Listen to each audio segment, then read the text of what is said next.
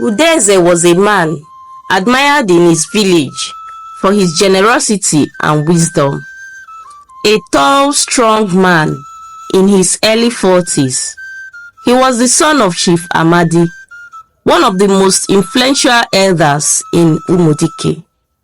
His success in business and farming earned him respect from far and wide.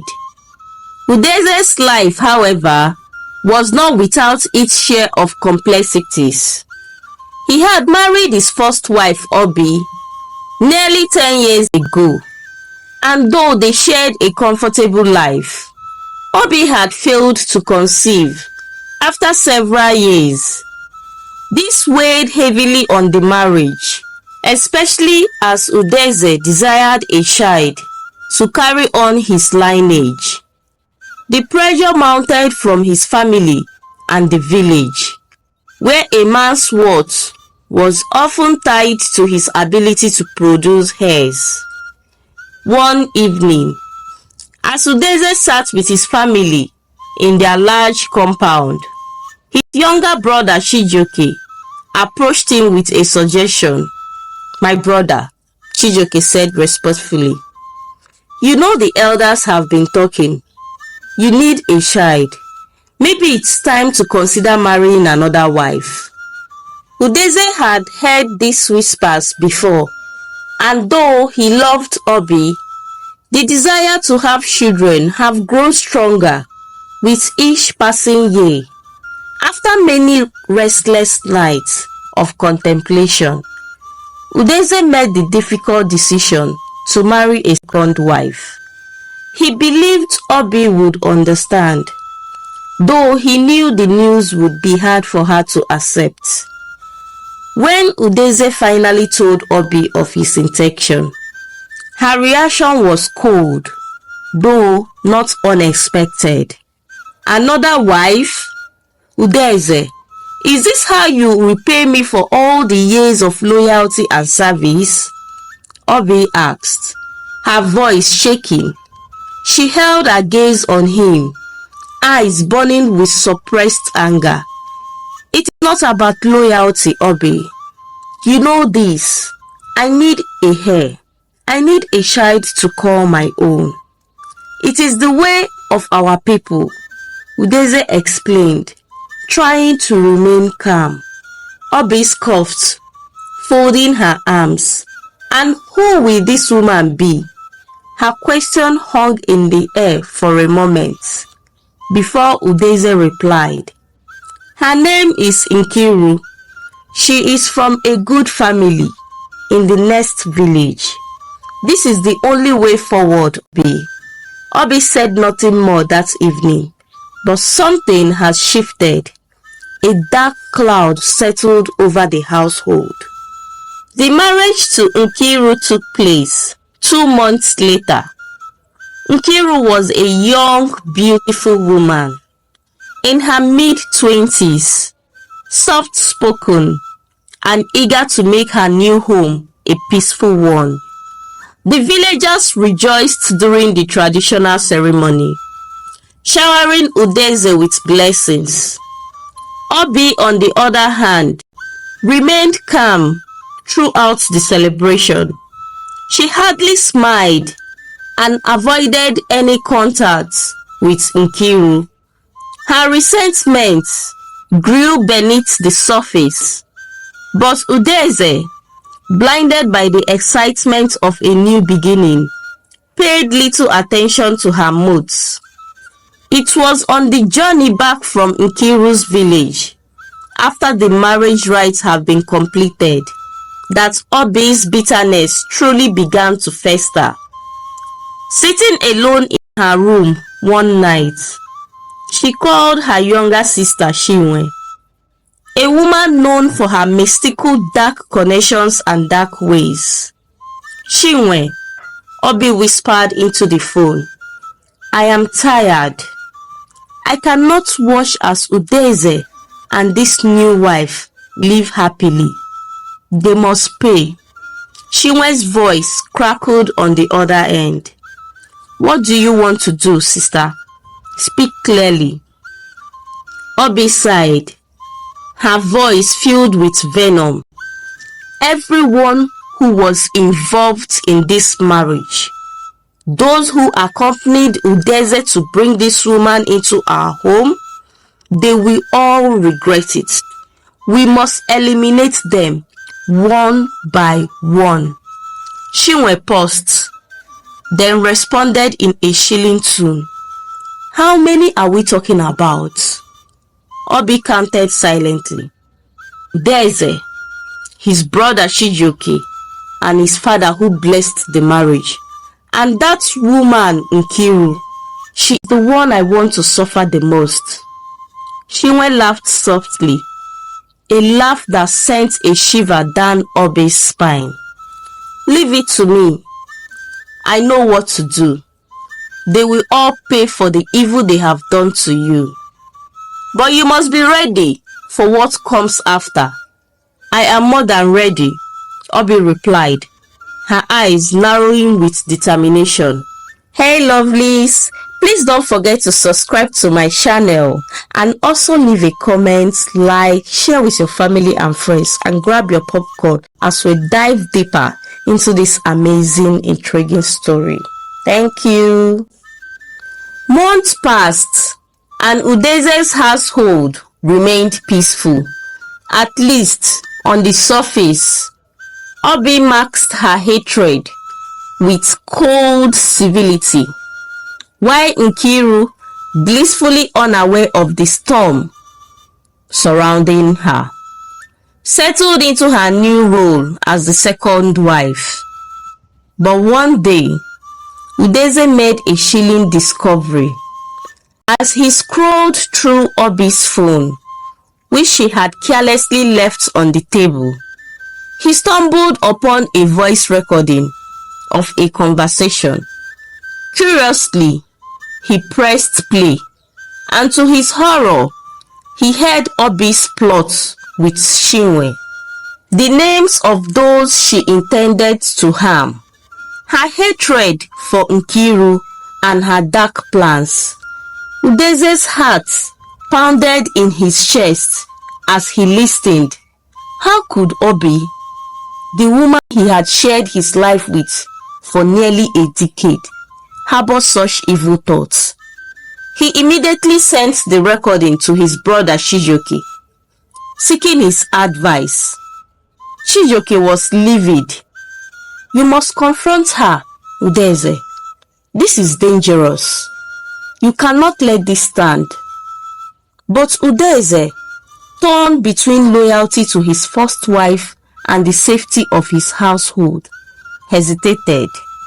Maybe it's just talk, out of anger. I know Obi can be bitter, but she would never actually go through with this evil plan, Udeze reasoned. Chijioke's voice was firm. Do not underestimate the power of envy and jealousy. Confront her, brother, before it is too late. But Udeze did not heed to his brother's warning.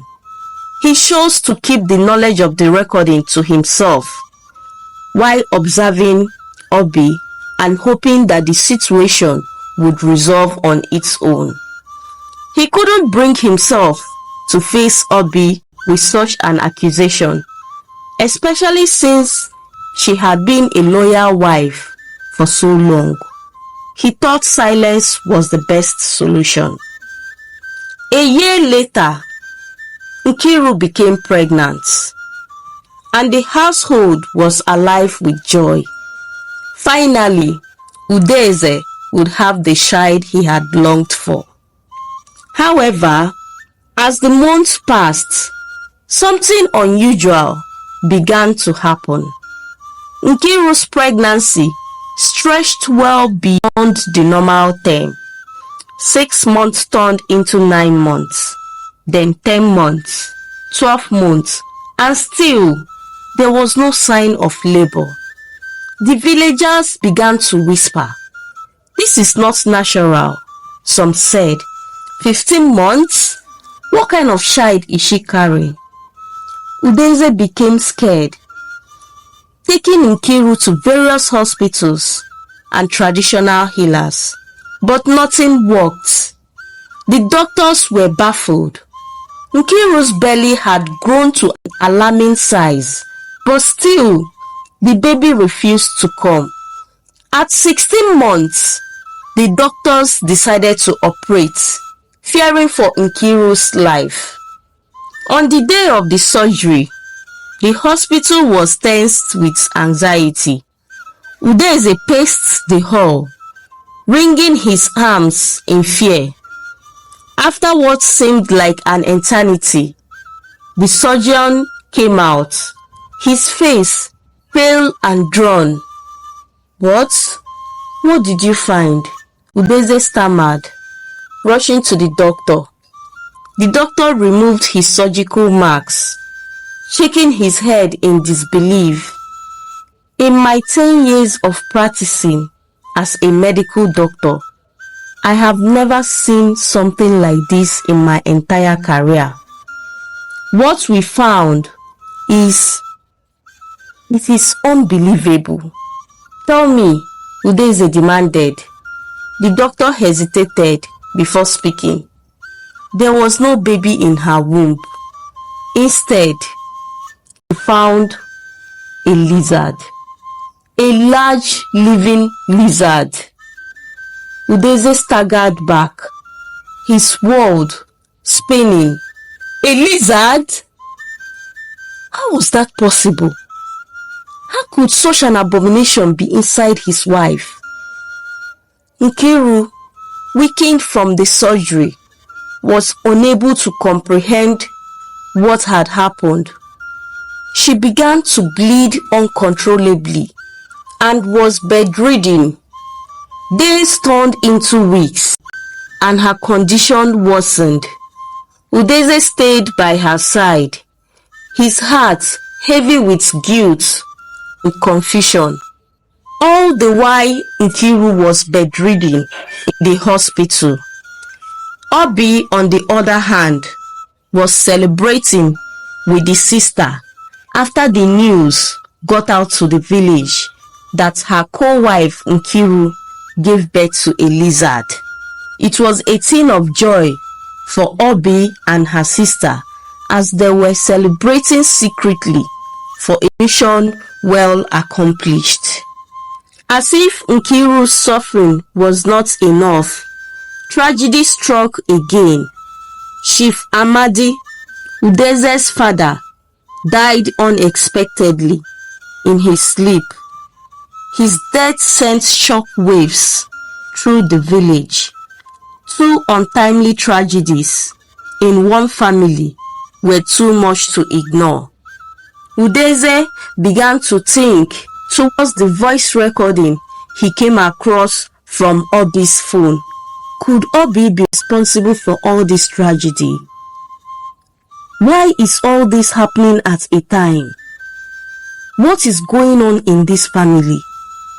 He sat in his living room with his hands on his jaw as he thought to himself. The villagers grew suspicious. Rumors of witchcraft began to circulate, and eventually the elders called for a spiritual investigation. A very powerful dibia, a traditional healer, was summoned to uncover the truth.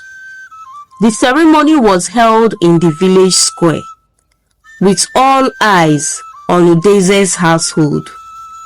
The dibia, dressed in robes adorned with cowries and feathers, chanted incantations as the villagers watched in tense silence. Finally, the dibia raised his staff and spoke. The source of this family's tragedy lies within the household. There is a woman whose heart is black with envy. She had used dark magic to destroy her own. Obi, the first wife of Udeze, is responsible. Gasps filled the crowd. Udeze's legs buckled beneath him as he looked at Obi, who stood in the center of the gathering. Her face, once proud, now twisted with fear. The truth had come to light. Obi had used her sister's witchcraft to curse Nkiru, turning the baby in her womb into a lizard. She had also been behind Chief Amadi's death, using dark spells to bring misfortune to the family. Tears streamed down Udeze's face as the realization hit him. His inaction, his failure to confront Obi when he had the chance, had led to this unspeakable tragedy.